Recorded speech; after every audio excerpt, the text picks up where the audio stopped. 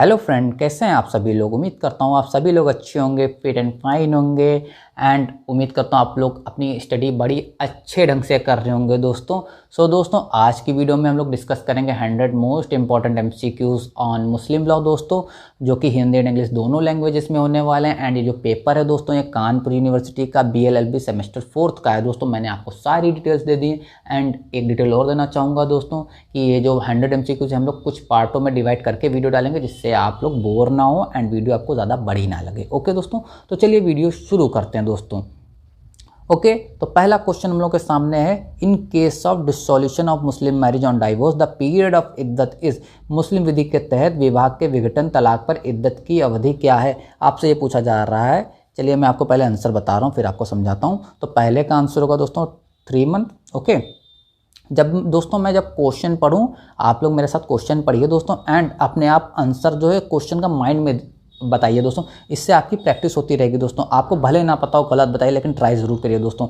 इससे आपकी प्रैक्टिस अच्छी होगी दोस्तों, गेस करने की भी अच्छी प्रैक्टिस होगी। क्वेश्चन नंबर 2 है, when a Muslim wife can remarry after divorce. मुस्लिम महिला विवाह विच्छेद के बाद पुनः शादी कब कर सकती है। इसमें हमसे ये पूछ रहा है कि जब एक मुस्लिम वाइफ का डाइवोर्स हो जाता है तो उसके बाद वो दोबारा शादी कब कर सकती है। ये 4 कंडीशन दी गई, इसमें से कोई एक सही होगी।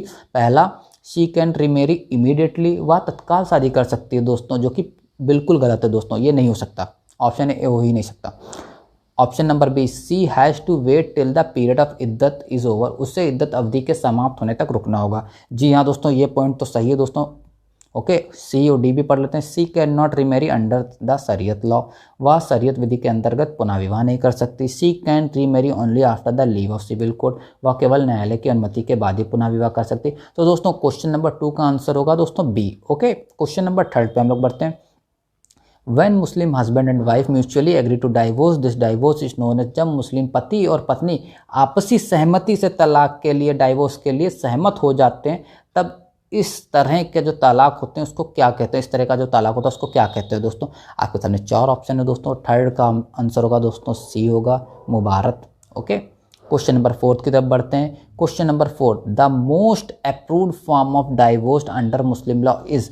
मुस्लिम विधि में सबसे ज़्यादा मान्यता प्राप्त तलाक है तलाक ए बिद्दत, तलाक ए आहसन, तलाक ए हसन खुला। ओके दोस्तों, तो क्वेश्चन नंबर 4 का आंसर होगा दोस्तों B, talaq e ahsan. Okay, question number 5 की तरफ बढ़ते हैं दोस्तों। Muslim marriage with dower mehr shall be. मुस्लिम विधि में मेहर लेके किया गया विवाह होगा, क्या होगा दोस्तों। क्वेश्चन नंबर 5 का आंसर होगा दोस्तों ए। ओके, सही। ओके, क्वेश्चन नंबर 6 की तरफ हम लोग बढ़ते हैं। क्वेश्चन नंबर 6 कह रहा हम लोग से, marriage between a Muslim male and a Christian female shall be consider as. एक मुस्लिम पुरुष और ईसाई महिला के बीच किया गया विवाह समझा जाएगा wide, valid, voidable, non of the above. इसमें से क्या होगा दोस्तों, यानी वो शादी जो हुई होगी दोस्तों, मैरिज हुई होगी, वो वैलिड मानी जाएगी कि वाइड होगी कि वाइडेबल होगी, इनमें से कोई नहीं होगी दोस्तों। दोस्तों क्वेश्चन नंबर 6 का आंसर है दोस्तों ए, वैलिड होगी दोस्तों। यहीं पर अगर क्वेश्चन हम लोगों से ये पूछा जाता कि अगर एक मुस्लिम महिला किसी ईसाई पुरुष से कर सकती, तो दोस्तों इसका आंसर कुछ और ही होगा दोस्तों। ओके, आप लोग कंफ्यूज मत होइएगा। क्वेश्चन नंबर 7, ये जो क्वेश्चन मैं पढ़ने जा रहा हूँ, when the dissolution of Muslim marriage act came into force. मुस्लिम विवाह विच्छेद अधिनियम कब अस्तित्व में आया था। इससे काफ़ी सारे क्वेश्चन आंसर आते हैं दोस्तों। ओके, तो आप जब भी डायरेक्ट रीड करें दोस्तों, इस टॉपिक से काफ़ी सारे MCQs आप प्रिपेयर करें, आपके एग्जाम में काफ़ी हेल्प होगी। इसका आंसर होगा दोस्तों 7 का आंसर होगा दोस्तों ए, 7 अक्टूबर 1937। Okay, question number 8, how many sections are in the dissolution of Muslim marriage act. देखिए दोस्तों, अभी मैंने क्या कहा था, ऊपर हम लोगों ने पढ़ा और वही एग्जामिनर ने क्वेश्चन हम लोगों से पूछा दोस्तों, उसी एक्ट से रिलेटेड। क्वेश्चन नंबर 8 का आंसर होगा दोस्तों 5 होते हैं दोस्तों इसमें सेक्शन, टोटल धाराएं 5 होती हैं इस एक्ट में। ओके, दोस्तों क्वेश्चन नंबर 9 आ गया दोस्तों। In which case Supreme Court director that registration of marriage should be made compulsory for citizen of India irrespective of their religion. उच्चतम न्यायालय ने किस वाद में अभी निर्धारित किया कि भारत में रहने वाले प्रत्येक नागरिक का विवाह का पंजीकरण किया जाना चाहिए, चाहे उसका धर्म कुछ भी हो दोस्तों। दोस्तों इसमें मैं आपको एक चीज़ बता रहा हूँ दोस्तों। इसमें दोस्तों एक केस आपको दिख रहा होगा दोस्तों, शाहबानू। इसमें केस अभी मैं और ऐड करूँगा, इसका ये आंसर सही नहीं है दोस्तों, मैं ये नहीं बता रहा कि ये आंसर सही है दोस्तों, इसको आप मेमोराइज कर लीजिए, आगे आपके काम आएगा दोस्तों। अभी जब एमसीक्यूज पढ़ेंगे आपको, आप पूरी वीडियो देखिएगा, लास्ट में आपके काफ़ी हेल्पफुल होने वाली है चीज़। सो दोस्तों क्वेश्चन नंबर 9 का आंसर होगा दोस्तों C, Seema versus Ashwani Kumar. Okay, question number 10, Muslim law is based on, दोस्तों इसका सिंपल सा आंसर है 10 का A, Quran. Okay, question number 11, what are the classical sources of Muslim law, मुस्लिम विधि के परंपरागत स्रोत क्या है दोस्तों। क्वेश्चन नंबर 11 का आंसर होगा दोस्तों बी, कुरान, हदीस, इजमा, क्यास। ओके, क्वेश्चन नंबर 12 आ गया दोस्तों, which law provide a right to a Muslim women to move the court for dissolution of marriage. दोस्तों इसका क्वेश्चन अभी हम लोगों ने ऊपर पढ़ा ही था दोस्तों, देखिए उसी से रिलेटेड आया दोस्तों, जो मैंने आपको बताया था। आप बताइए, खुद बताइए, आपके सामने ही आंसर है दोस्तों इसका। सो दोस्तों क्वेश्चन नंबर 12 का आंसर होगा बी दोस्तों। Okay, dissolution of Muslim marriage act 1939, मुस्लिम विवाह विघटन अधिनियम 1939।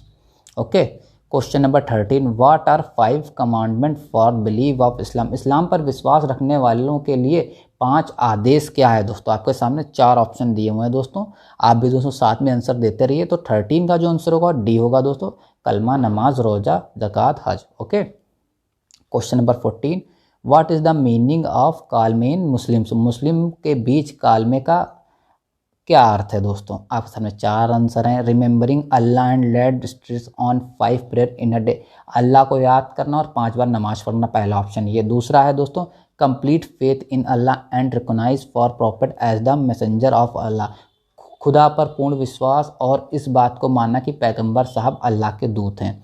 तीसरा सी है फास्टिंग इन मंथ रमज़ान, रमज़ान के महीने में रोज़ा रखना। डी है giving alms and going on pilgrimage, दान देना और धार्मिक यात्रा पर जाना दोस्तों। तो दोस्तों 14 का जो आंसर होगा दोस्तों वो होगा बी।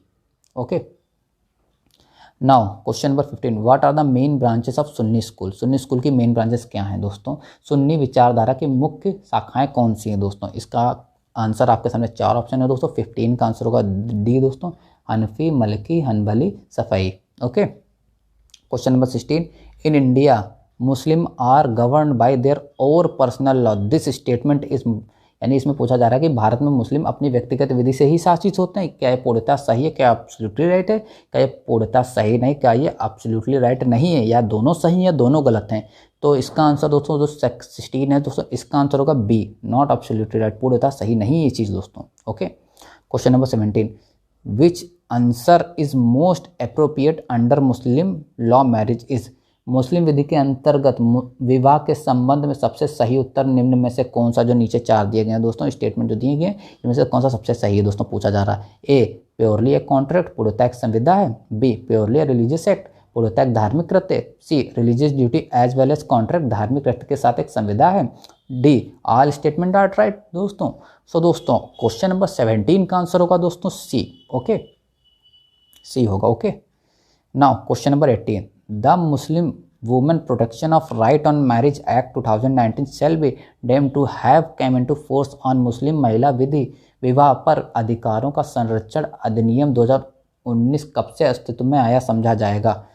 अब दोस्तों मैं जो क्वेश्चन नंबर 18 जो मैंने कहा था आपको लास्ट में बताऊंगा दोस्तों, बहुत इंपॉर्टेंट एक्ट है दोस्तों। अगर आपको मुस्लिम लॉ की तैयारी करें किसी भी यूनिवर्सिटी से दोस्तों, अगर आप मुस्लिम लॉ के एमसीक्यूज़ की तैयारी कर रहे हैं, आप रिटन एग्जाम की तैयारी कर रहे हैं, सब्जेक्टिव एग्जाम की तैयारी कर रहे हैं, आप एक ये एक्ट और जो मैंने एक्ट कहा हुआ है तो सारी चीज़ें पढ़, लेकिन आप जरूर पढ़िएगा, इनसे एमसीक्यूज़ काफ़ी सारे एमसीक्यूज़ आते हैं दोस्तों एग्जाम में।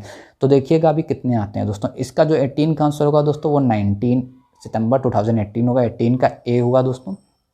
ओके, सॉरी दोस्तों, इसका मैं लगा दे रहा हूँ आपको टिक, ए। ओके ओके, क्वेश्चन नंबर 19 उसी से रिलेटेड क्वेश्चन आना स्टार्ट हो गए दोस्तों। आप देखिए, according to the Muslim women protection of right on marriage act 2019 any pronouncement of talaq on which this act apply the talaq shall be, मुस्लिम महिला विवाह पर अधिकारों का संरक्षण अधिनियम 2019 के अनुसार ऐसी किसी तलाक जिस पर अधिनियम लागू होता है ऐसी तलाक होगी, क्या होगी, wide, voidable, illegal, wide and illegal. दोस्तों जो भी हमने एक्ट पढ़ा था अगर ऐसा अप्लाई हो तो क्या होगा दोस्तों, 19 का डी, वाइड एंड इलीगल, शून्य और अवैध हो जाएगा दोस्तों। Question number 20, in which case Supreme Court held that the practice of triple talaq, तलाक के बिद्दत is unconstitutional and violative of article 14, यानी हाई कोर्ट सुप्रीम कोर्ट ने कहा था किस मामले में कि 3 तलाक का देना, तलाक के बिद्दत जो होता है दोस्तों वो असंवैधानिक यानी अनकॉन्स्टिट्यूशनल और अनुच्छेद 14 के उल्लंघन में है दोस्तों। सो दोस्तों आप यहाँ से जो मैं क्वेश्चन आपको जो ऊपर ये बता रहा था एक्ट, ये दोस्तों इसलिए बता रहा था दोस्तों, इसका आंसर पहले बता देता हूँ। 20 का आंसर होगा दोस्तों Saira Banu versus Union of India. बहुत इंपॉर्टेंट केस है दोस्तों। इसी केस के चलते हुए दोस्तों क्या हुआ था कि ट्रिपल तलाक का बिल आया था दोस्तों, क्योंकि इन्होंने सायरा बानू ने ही केस किया था दोस्तों। ये पूरा केस आपको रीड करना चाहिए दोस्तों। अगर इस पे वीडियो चाहिए केस से रिलेटेड आप मुझे कमेंट करके बताइए, मैं नेक्स्ट वीडियो लेके आऊँगा। ओके दोस्तों।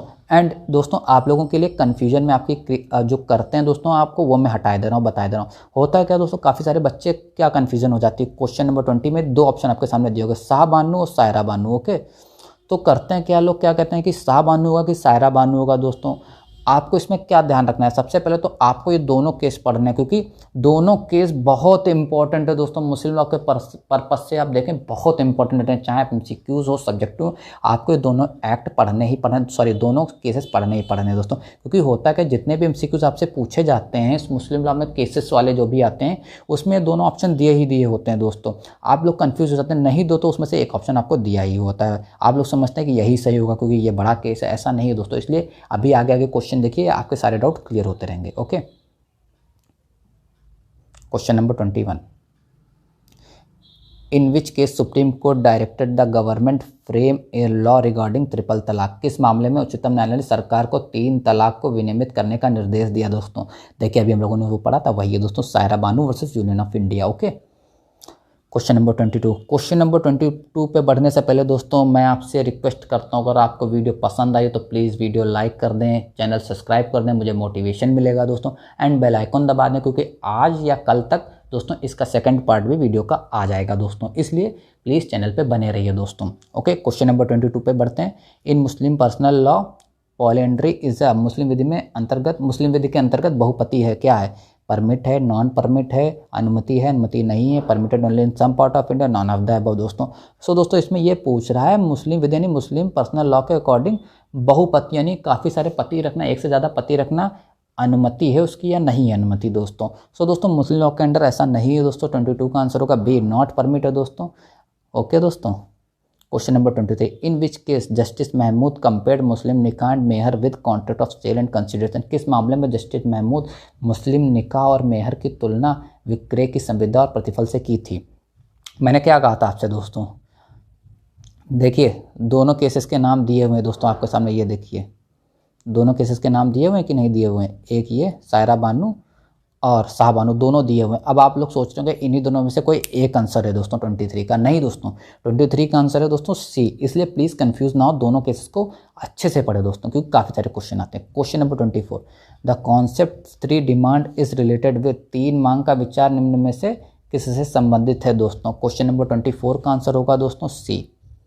Okay, question number 25, a widow who has no children what will she get in her husband property in succession. एक विधवा जिसके कोई संतान नहीं है उसका अपने पति की संपत्ति में क्या उत्तराधिकार होगा दोस्तों।